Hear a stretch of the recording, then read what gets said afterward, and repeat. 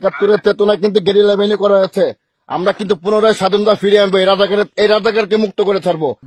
গোপালগঞ্জের কোটালীপাড়া থানার ওসিকে এভাবেই টেলিফোনে হুমকি দেন বঙ্গবন্ধু গেরিলা বাহিনীর প্রধান পরিচয়ধারী এক ব্যক্তি। তার এমন বক্তব্যের পর প্রশ্ন উঠেছে, গণ অভ্যুত্থানের মুখে ক্ষমতা ছাড়তে বাধ্য হওয়া আওয়ামী লীগ কি তাহলে গেরিলা যুদ্ধের প্রস্তুতি নিচ্ছে? বঙ্গবন্ধু গেরিলা বাহিনী একাত্তরের চেতনায় নতুন করে গঠন করা হয়েছে মাননীয় প্রধানমন্ত্রীর নির্দেশনা অনুযায়ী। আমরা শুধুমাত্র নেত্রীর নির্দেশনার জন্য অপেক্ষা করছিলাম। এখন আমাদের দেওয়ালে পিঠ থেকে গেছে। আপনারা যারা প্রশাসনে যারা আছেন, আমি মনে করি হিজলা হিসেবে এরা আছেন। কেন আছেন? এত অন্যায়, এত অবিচার, মবের শিকার কোনোদিন বাংলাদেশের ইতিহাসে হয় নাই, ৭১ ছাড়া। ঠিক ৭১ পুনরাবৃত্তি এখন হচ্ছে। অর্থাৎ আমাদের এই গেরিলা বাহিনীর যে আপনারা যাদেরকে ধরেছেন এই পর্যন্ত এবং থানার ভিতর নিয়ে আপনারা যেভাবে পায়ের তারাই পিটাইতেছেন, গণহারে মামলা দিচ্ছেন, এটা তীব্র প্রতিবাদ ও নিন্দা জানাচ্ছি। এবং সবারই তো ফ্যামিলি আছে, ইনশাল্লাহ এটার প্রতিফলন খুব দ্রুত সময় দেখতে পারবেন। ক্ষমতা হারানোর পর থেকে পতিত আওয়ামী লীগের দলীয় প্রধান শেখ হাসিনা সহ অনেক শীর্ষ নেতাই দেশের বাইরে।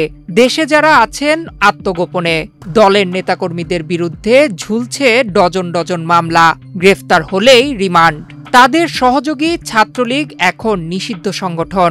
সব মিলিয়ে দেশের রাজনীতিতে চরম কোণঠাসা অবস্থায় আওয়ামী লীগ। কার্যক্রম নিষিদ্ধ হওয়ার পর প্রকাশ্যে কোনো কর্মসূচি করতে পারছে না দলটি। এমন পরিস্থিতিতে নাম পরিচয়হীন এক নেতার এমন হুমকি কি ইঙ্গিত বহন করছে?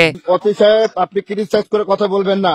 আমি বঙ্গবন্ধু গেরিলা বাহিনীর প্রধান কিনা প্রধান, আপনি যদি আমাদের সিনিয়র নেতৃবৃন্দের সাথে কোন ধরনের কথা বলে থাকেন বা জেনে থাকেন, খোঁজ খবর নিয়ে দেখবেন।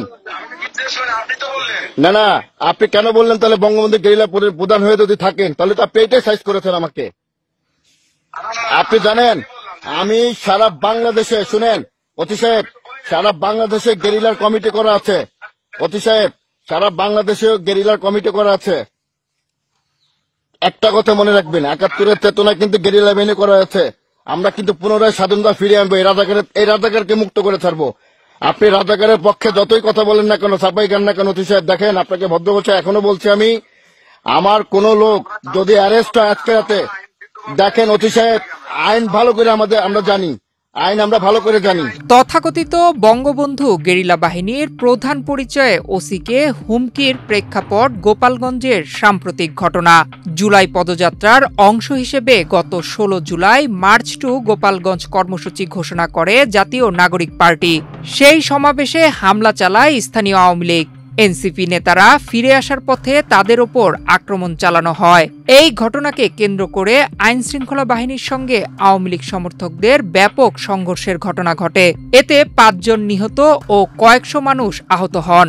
এ সহিংসতার ঘটনায় ২৬০০ জনকে আসামি করে ৩টি মামলা করা হয়েছে।